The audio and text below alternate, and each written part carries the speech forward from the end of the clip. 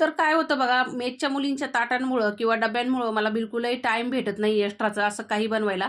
खरं तर ही पारंपरिक रेसिपी आहे. आमची आई बनवायची, तर आम्ही लहानपणी बाजरीच्या भाकरीबरोबर, ज्वारीच्या भाकरीबरोबर किंवा चपातीबरोबर भरपूर खायचो. मस्त अशी टेस्टी रेसिपी लागायची. तर मंडळी आज थोडासा टाईम होता. चला म्हटलं ही रेसिपी तयार करूया आपण. तर इथं बघा मी तव्यावरती पहिली अर्धी वाटी शेंगदाणे चांगले भाजून घेतले. नंतर मिरच्यांच्या पोटांना कट लावून घेतला. तव्यावरती टाकून घेतले. थोडंसं तेल टाकलं, 1 कांदा लसणाचा सोलून टाकला, 1 चमचा मीठ टाकलं आणि मस्त असं लोटाच्या बुडाने खराखर, खराखर खरडून मिरचीचा खरडा जो आहे तो बारीक करून घेतला. नंतर भाजलेले शेंगदाणे त्याच्यावरती टाकले आणि गॅस मीडियम ठेवला.